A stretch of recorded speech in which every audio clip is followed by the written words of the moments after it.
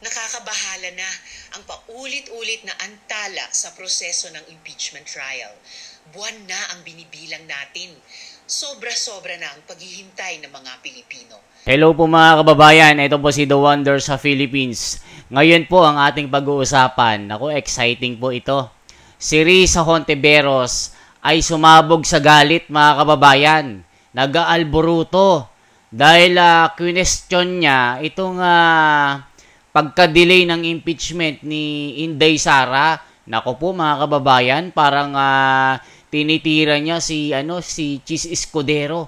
Bakit daw laging dinidelay, pinapatagal itong impeachment na ito? Nako po mga kababayan, matinding labanan ito.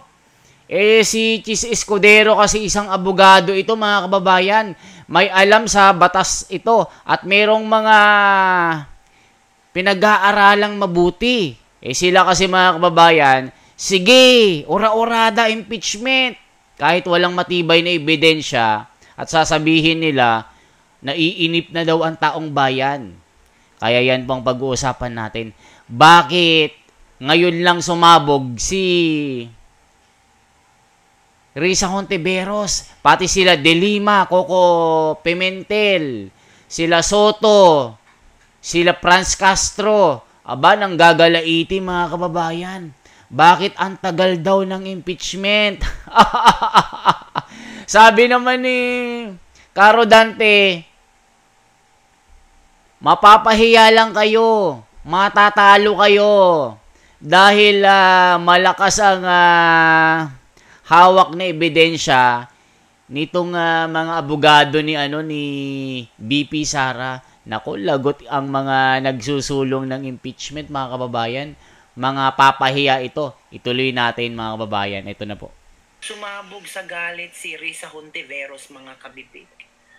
Talagang hindi niya matanggap na kanselado na naman ang schedule ng impeachment case ni VP Sara. Talagang sumabog na sa galit, na high blood na. Pati nga itong si Franz Castro, pinitik niya si Senador Amy Marcos. Nung sinabi ni Senator Amy Marcos na dead ball na yung impeachment ni VP Sara. Knowing si Franz Castro, di ba siya yung tumayo at pumalakpak? Di ba sila yung nagsumiti ng impeachment complaint laban kay VP Sara? At nung nagtagumpay sila na na-impeach si VP Sara sa Kongreso, talagang pumalakpak itong Makabayan Black. Ngayon, hindi nila makokontrol ang Senado. Hindi nila makokontrol si Chis Escudero. Magkaiba si Chis Escudero at saka si Martin Romualdez. Sa inyo. Alam nyo, totoo yan mga kababayan. Matalino itong si Chis Escudero mga kababayan. Dahil pinag-aaralan niya talaga yung mga bagay-bagay. Hindi gaya ng mga ito. Talagang ora-orada. Hindi pinag-aaralan yung impeachment. Tignan nyo. Di ba? Amoy tubol na itong impeachment na ito. Hindi makakatulong sa taong bayan ito mga kababayan. Sila lang naman ang may gusto niyan eh. O tignan nyo itong sila De Lima, Franz Castro. Sino pa mga kababayan? Itong sila Coco Pimentel. Atat na atat silang mapatalsik itong si Inday Sara. Di ba mga kababayan? Ano sa tingin nyo? Sino ang may panindigan yung talagang may sinusunod sa batas?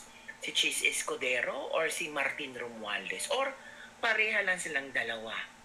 Si Chis, inaantala ang impeachment case ni VP Sara kasi marami siyang tinitingnan, marami siyang fina-follow na mga rules and regulations sa Constitution, habang itong si Martin Romualdez ratsyadahan. Before matapos ang 19th Congress, napatalsik nila si VP Sara, na-impeach nila si VP Sara. Ngayon naman, sa Senado, parang malugi-lugi sila. Itong si pati nga si Pimentel nag-react na din, di ba?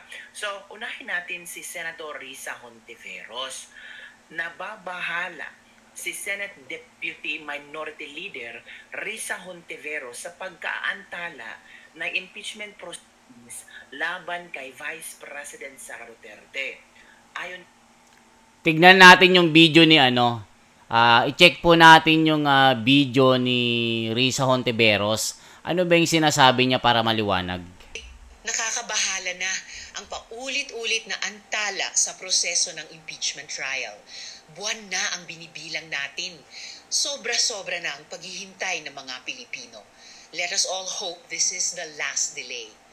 While I support my colleagues in our shared sense of urgency in passing important legislation in the last day. Ano sabi niya mga kababayan? Inip na daw yung mga Pilipino.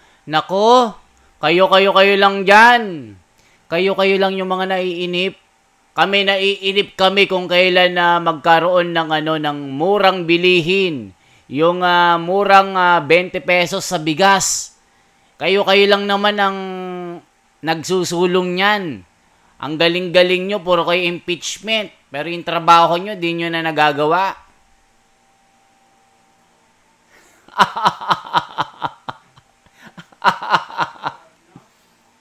Of the 19th Congress, including the landmark anti-POGO bill, nakakabahala na ang paulit-ulit na antala sa proseso ng impeachment trial. Buwan na ang binibilang natin. Sobra-sobra na ang paghihintay ng mga Pilipino.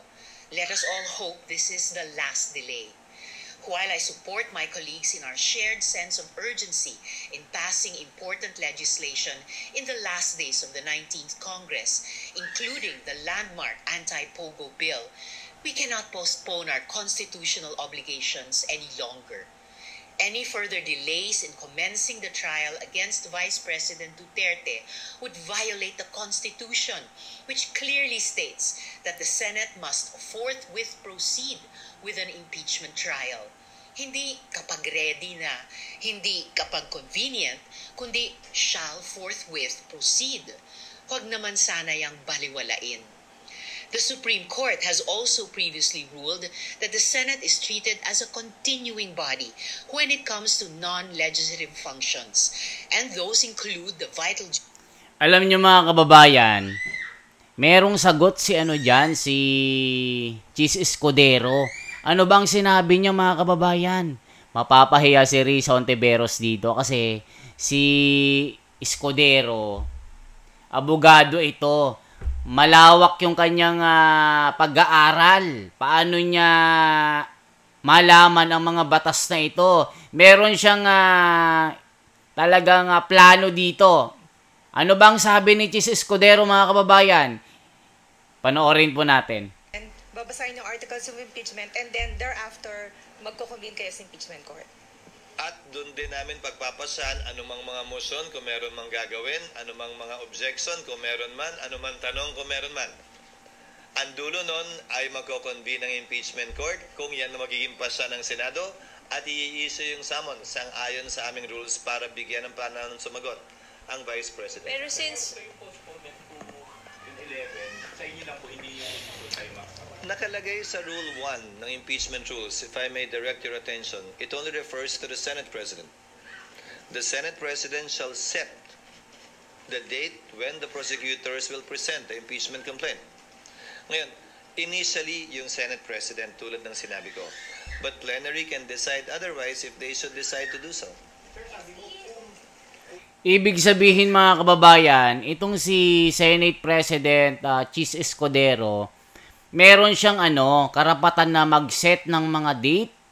Kahit siya lang po ang mag-decide ayon po sa Constitution. Hindi ba nabasa ni ni Madam Risa Hontiveros? Mga kababayan, tuloy pa natin paano masoplak si Risa Hontiveros dito.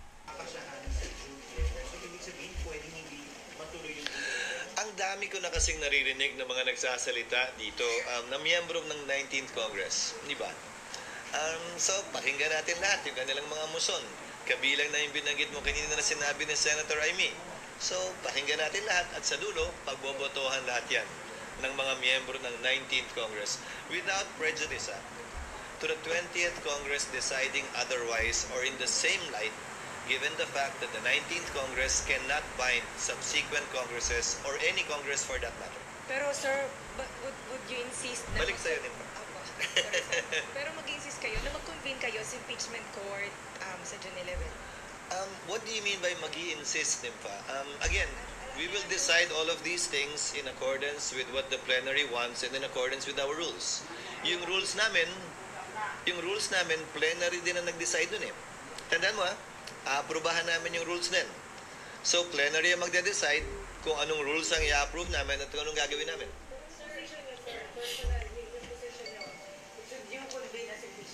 In the natural course, yes. Yun ang dapat mangyari. Unless, as I said, may mag-motion, may mag-object, magbotohan, in the end, plenary will decide. But that is what our rules provide. My answer is yes. June 11 SP. Men, Sir, yung June 11 SP, hindi pa talaga siya nakataga sa bato kasi pwedeng pang yung plenary magsabi na huwag na mag-convene sa 11. nakataga siya sa bato in the sense na yun na yung panahon na darating ang mga miyembro ng Kamara dito dahil wala nang ibang petsa pang naiiwan. Huling araw na namin yun. But the convening, meaning, pag nag-decide yung plenary na huwag mag-convene sa 11, walang magko-convene. Ginawa yan dati Nag-decide doon sa impeachment ni case ni Erap. Nag-decide sila i-convene 6 days after. Sa impeachment case ni Chief Justice Corona, nag-decide sila na wag mag-convene ng Disyembre, mag-convene na lamang ng Enero. So, may mga precedent naman kaugnay nun. Ang kaibahan lang nito, tatawid ito ng panibagong kongreso. Ulitin ko, ang 19th Congress, no Congress can bind subsequent Congresses. Hindi kami pwede magpasa ng tinatawag nating irrepealable law. Hindi kami pwede magpasa ng isang bagay na hindi na pwedeng galawin o baguhin pa ng susunod na kongreso. So anumang pasya namin ay binding sa amin, pero hindi binding sa susunod na kongreso. Kung wala nga kasiguraduhan yung June 11 SP, kung wala mag-decide ng plenary today, kung walang magko-convene sa June 11, then pa-overpower, sir. Kung mag-decide ang plenary today na hindi magko-convene sa June 11. Yes. In theory, yes, but I doubt that. I doubt that that will happen. Bakit, sir? Wala lang. I doubt lang. Duda lang ako na yun ang mangyayari dahil maliwanag naman ang tinatalaga ng rules, maliban na lamang kung may maliwanag at klarong basehan at rason para hindi gawin yun. Pero sa dulo, pagbobotohan pa rin yun.